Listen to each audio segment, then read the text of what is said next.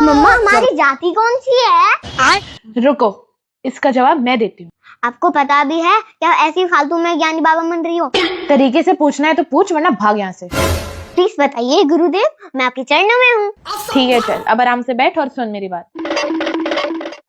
तो सुन, हमारी जाति है मनुष्य जाति। अच्छा, अरे वाह, आपने तो ब्रह्मांड के सारी पर्दे फाड़ दी। अरे पर्दा फाश कर दे, ये बोलते हैं बिक्कू। हाँ वो सब ठीक है, और आपको इनकी बातें सुनकर दिमाग की नहीं सटक रही? अच्छा, तो तू मनुष्य जाति से नहीं है, तो किस जाति से है तू? पशु जाति से या राक्षस जाति से? अरे मुझे पता है भाई, मैं मनुष्य जाति से हूँ, मगर मैं ये पूछना चाह रहा हूँ दीदी कि मैं मनुष्य में से किस जाति में से हूँ? वो जातियाँ मनुष्यों ने अपने आप ही अपने लिए बनाई हैं, वो हमारे धर्म का हिस्सा नहीं है। आपका मतलब ये सारे लोग हमारे धर्म के नहीं है? नहीं है। जो इंसान अपनी जाति को अपने धर्म से बड़ा मानता है, वो इस धर्म का नहीं है।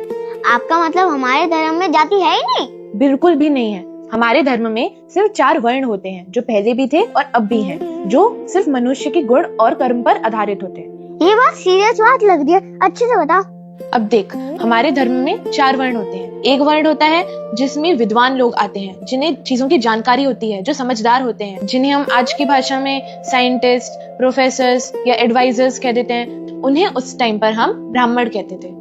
और दूसरा वर्ण होता है क्षत्रिय वर्ण, जिसमें वो लोग आते हैं जो काफी बलशाली होते हैं, स्ट्रांग होते हैं, और जिन्हें अपने प्राणों को त्याग करने में कोई समस्या नहीं होती है। उन्हें सिर्फ ये देखना होता है कि हमारे लोग, हमारी प्रजा, हमारा राज्य सुख रहे और सुरक्षित रहे, जिन्हें हम आज की भाषा में आर्मी कह सकते हैं, पुलिस ऑफिसर्स कह सकते हैं, या वो सारे लोग जो हमारी प्रोटेक्शन के लिए लगे रहते हैं। और तीसरा वर्ण होता है वैश्य, जिनमें वो लोग आते हैं जो लोग व्यापार करते हैं, चीजों की लेन देन करते हैं। उन्हें, जैसे कि हम आजकल बिजनेसमैन कह सकते हैं, उन्हें हम उस टाइम पर वैश्य कहते थे। और चौथा वर्ण होता है शूद्र वर्ण, जिनमें वो लोग आते हैं जो अपनी शारीरिक सहायता की मदद से पैसे अर्न करते हैं। जैसे कि आज के टाइम पर इंजीनियर्स होते हैं, क्योंकि वो अपनी एक एक काम में माहिर होते हैं। इंजीनियर्स बहुत सारे होते हैं ना, कोई सॉफ्टवेयर इंजीनियर, आर्किटेक्चरल इंजीनियर, उन्हें हम शूद्र वर्ण में रखते हैं। और ये वर्ण किसी को ऊंचा या नीचा दिखाने के लिए नहीं थे, ये सिर्फ मनुष्य जो काम करता है, जिस काम में माहिर है, जो काम कर सकता है, उसके आधार पर बताने के लिए होते हैं। हाँ ये तो मैं समझ गया, मगर हम कौन से वर्ण में आते हैं दीदी?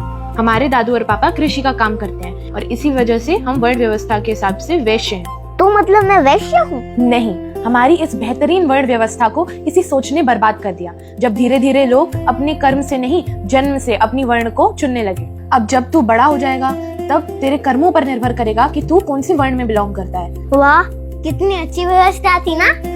और पता है इससे भी सुंदर चीज क्या थी? अगर एक ही परिवार में 4 बच्चे हों, तो चारों वर्ण के हो सकते थे। कितनी सुंदर चीज है कि एक ही परिवार में 4 वर्ण के बच्चे, पर इतनी सुंदर वर्ण व्यवस्था को हमने अब बर्बाद कर दिया।